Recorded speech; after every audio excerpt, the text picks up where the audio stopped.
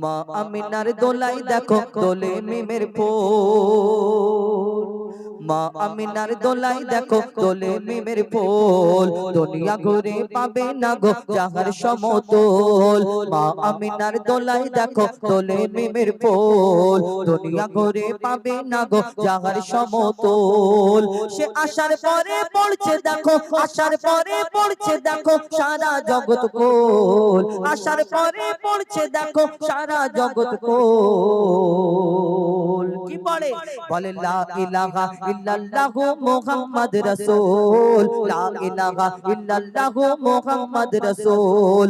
মা আমিনার দোলাই দেখো দোলে মিমের ফুল, দুনিয়া ঘুরে পাবে না গো যাহার সমতল। মা আমিনা চিন্তা করে আল্লাহ কেমন করে লালন পালন করব। এই দুনিয়াতে সবাইয়ের বাপ আছে, দাই মারা নিয়ে যাবে, তার বাপেরা কিছু দেবে, কিন্তু আমার মোহাম্মদ আমার সোনার চাঁদ, এই সোনার চাঁদকে আমি কেমন করে মানুষ করব? আমার কাছে তেমন কিছু নেই, এর আব্বাও নেই। আল্লাহ তার তরফ থেকে, আল্লাহর কাছ থেকে সেদিন গায়েবী খবর আসে। মা আমিনার কাছে কি খবর আসে? কবি ছন্দের মাধ্যমে অতি মূল্যবান কথাই লিখছে দেখুন। পিতার ছায়া ছিল না মাথায়, নবী জন্ম নিল যখন, শুধু ছিল মা আমিনা ছিল না ভাই বোন, শুধু ছিল মা আমিনা ছিল না ভাই বোন। জন্মকালে এতিম বলে মা আমিনা ভাবে, নবী জন্মকালে এতিম বলে মা আমিনা ভাবে, আমি করব কেমন লালন পালন, খোদা গো কি হবে, আমি করব কেমন লালন পালন, খোদা গো কি হবে।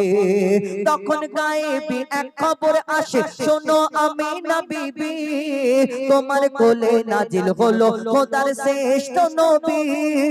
আল্লাহ স্বয়ং তার লালন পালনে নিয়েছে গোবার, আর জিবরিল আমিন থাকবে হয়ে ওর পাহারাদার। ও সৃষ্টি কুলের শিরোমণি, সৃষ্টি কুলের শিরোমণি আর নবী কুলের মূল, সৃষ্টি কুলের শিরোমণি আর নবী কুলের মূল। দুনিয়াতে যার নাম হবে মুহাম্মদ রাসূল, দুনিয়াতে যার নাম হবে মুহাম্মদ রাসূল। মা আমিনার দোলাই দেখো দোলে মিমের ফুল, দুনিয়া ঘুরে পাবে না গো যাহার সমতল। তারপর একদিন আমার নবীকে এক ইহুদি প্রশ্ন করে, বলো এই বিনা দানার খেজুর হলো কোথা থেকে? ঘটনা, একদিন আমার ওই নবীকে ইহুদি এসে প্রশ্ন করে, বলো বলো মুহাম্মদ, তুমি শেষ নবী বলে প্রচার করছো, তুমি শেষ নবী মুহাম্মদ বলে প্রচার করছো, ইসলাম ধর্ম সত্য প্রচার করছো, কিন্তু তোমার আগে অন্যান্য নবীরা এসেছে, এই দুনিয়াতে এক এক রকম খুবই দেখিয়ে গেছেন। কোন নবী মুর্দাকে জিন্দা করে দেখাতো, কোন নবী পশু পাখির ভাষা বুঝতে পারতো, কিন্তু তুমি মুহাম্মদ, তুমি নবী, তোমাকে আমি কেমন করে বিশ্বাস করতে পারি, কেমন করে মেনে নিতে পারি? তাহলে শোনো মুহাম্মদ, আমি একটা কথা বলি, আমি তোমার কাছে একটা পরীক্ষা করতে চাই, তুমি যদি দেখাতে পারো তাহলে হ্যাঁ আমি মেনে নেব তুমি সত্যিকারের নবী মুহাম্মদ, আমি তোমার কাছে কলমা পড়ে মুসলমান হয়ে যাব। কি পরীক্ষা?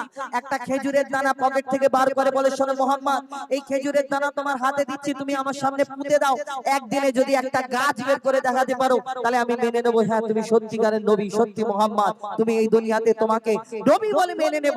যখন আমার নবী সেই খেজুরের দানাটা হাতে নিয়ে হাসতে হাসতে বলে, শোনো ইহুদি, কালকে এই জায়গায় তুমি এসে দেখবে একটা গাছ হবে, শুধু গাছ হবে না, এই গাছ থেকে খেজুরও হবে, সেই খেজুর তোমাকে পেড়ে খাওয়াবো।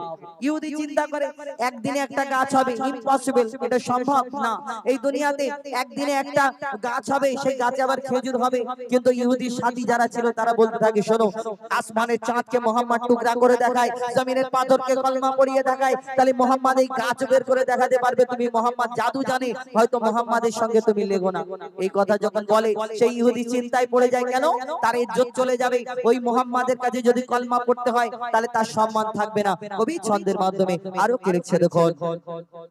এক খেজুর দানা নিয়ে এক ইহুদি নবীর কাছে কয়, এক খেজুর দানা নিয়ে এক ইহুদি নবীর কাছে কয়, বলে তোমায় নবী মেনে নেব এই দানাতে যদি একদিন গাছ হয়, তোমায় নবী মেনে নেব এই দানাতে যদি একদিন গাছ হয়। আর সেই দানা নিয়ে নবী আমার মাটিতে পুঁতে হাসে, সেই দানা নিয়ে নবী আমার মাটিতে পোতে হাসে, বলে এই দানারি ফল খাবে গোকাল ইহুদি তুমি এসে, এই দানারি ফল খাবে গোকাল ইহুদি তুমি এসে।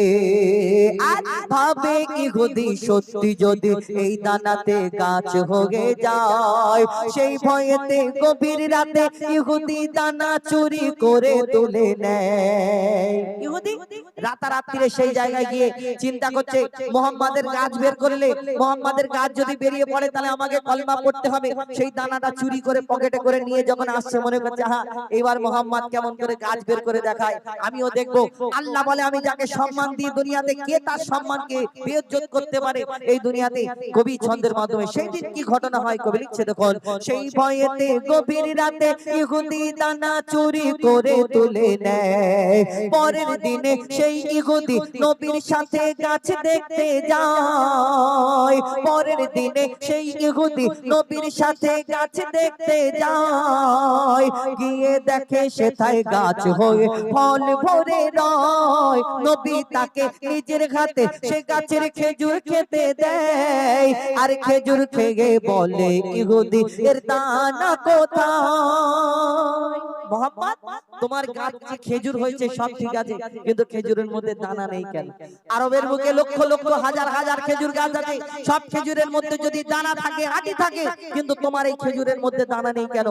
আমার নবীকে যখন প্রশ্ন করে আমার নবী তাকে যদি ডাইরেক্ট বলে তো তার মনে কষ্ট হবে, তাহলে কি হয় কি উত্তর দেয় কবি ছন্দের মাধ্যমে লিখছে দেখুন, সেই খেজুর খেয়ে বলে ইহুদি এর দানা কোথায়? নবী বলে যে গাছের দানা রাতে চুরি হয়ে যায়, নবী বলে যে গাছের দানা রাতে চুরি হয়ে যায়, সেই বিনা দানার গাছের খেজুরে দানা কি আর হয়? ইহুদি তখন স্বীকার করে, ইহুদি তখন স্বীকার করে মোর নবীর কাছে বল, ইহুদি তখন স্বীকার করে মোর নবীর কাছে বল। আর কি বলে তুমি খোদার সত্যি নবী মুহাম্মদ রাসূল, তুমি খোদার সত্যি নবী মুহাম্মদ রাসূল। মা আমিনার দোলাই দেখো দোলে মিমের ফুল, দুনিয়া ঘরে পাবে না গো যাহার সমতল। মা আমিনার দোলাই দেখো দোলে মিমের ফুল, দুনিয়া ঘরে পাবে না গো যাহার সমতল। এবার এই নারীদের উদ্দেশ্য করে যেটা বলছিলাম, নারী জগতের জান রে, নারী আধা ঈমান রে। এই দুনিয়াতে আমার নবী